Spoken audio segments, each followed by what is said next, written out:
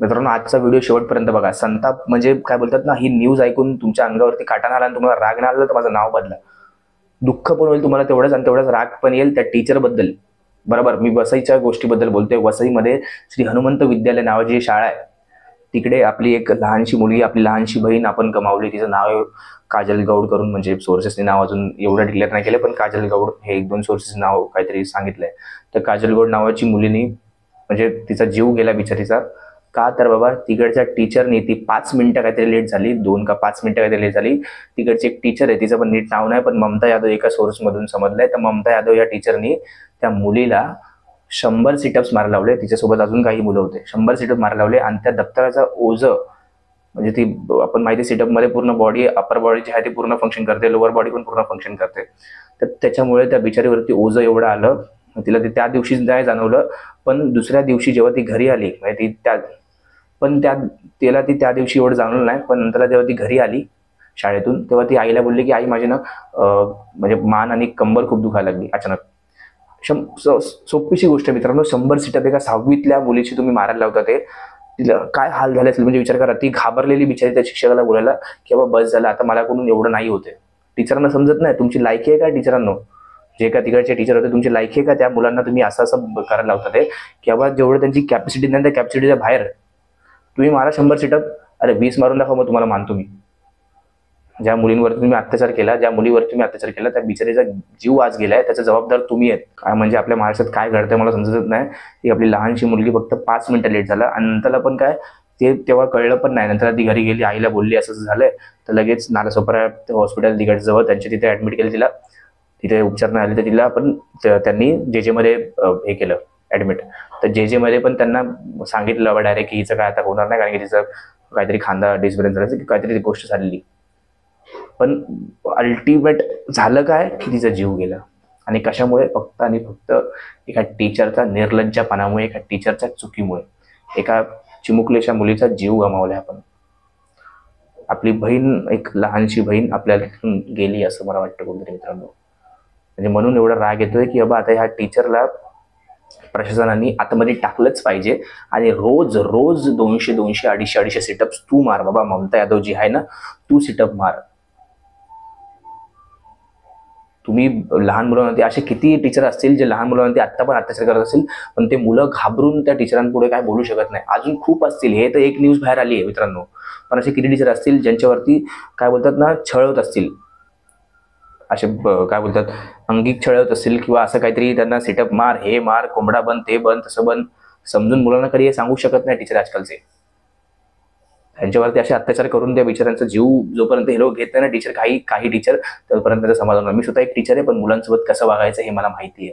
माझ्यासोबत जेवढी पण माझी मुलं, त्यांना नेहमी वाटतं की बाबा म्हणजे मी त्यांच्यासोबत एकदम फ्रेंडली राहतो. का तर कारण की ते लोक माझ्यासोबत सगळं शेअर करतात, मी त्यांना सांगतो चांगलं काय वाईट काय.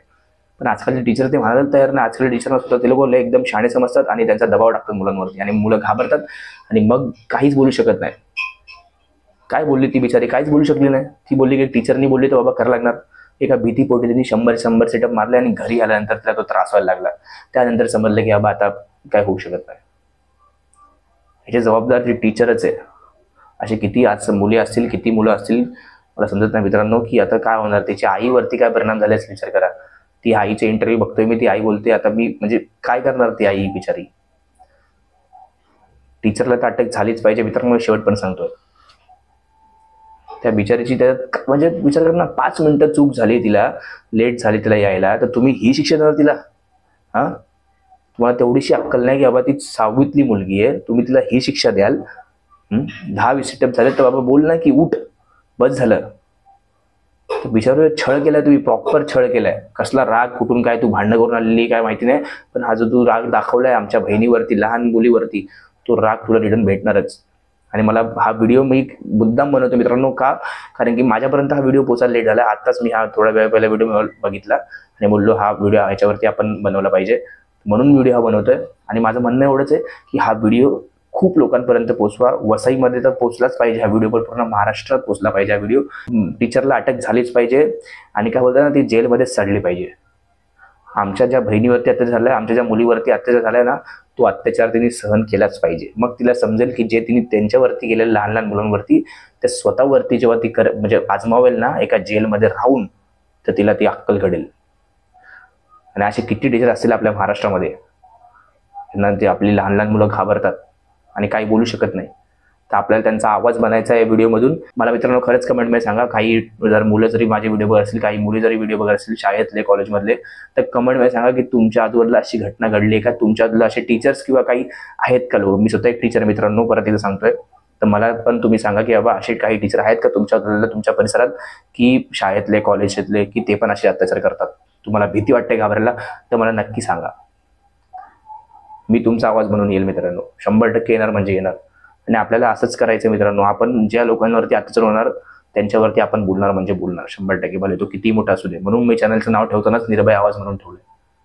कोणाचीच भीती न करता आपल्याला ह्या गोष्टी लोकांसमोर उघडपणे आणायला लागणार. कारण की तो न्यूजवरती जो व्हिडिओ व्हायरल झालाय तो जास्त लोकांपर्यंत पोहोचला नाही, त्या वसईच्या वसईमध्ये पोहोचला असेल, पण तो व्हिडिओ जो आहे तो महाराष्ट्रभरात पोहोचला पाहिजे. आणि टीचरचा संताप लोकांनी व्यक्त केलाच पाहिजे महाराष्ट्रभरात. एवढीच माझी विनंती मित्रांनो. भले ती गुजराती असू दे, मराठी असू दे, मारवाडी असू दे, कोणी असू दे. पण माझी एक बहीण होती लहान आणि तिचा जीव गेला, ते पण एक फालतूच्या टीचरमुळे. तर तिच्याबद्दल मी आवाज उठवणार म्हणजे उठवणार 100%.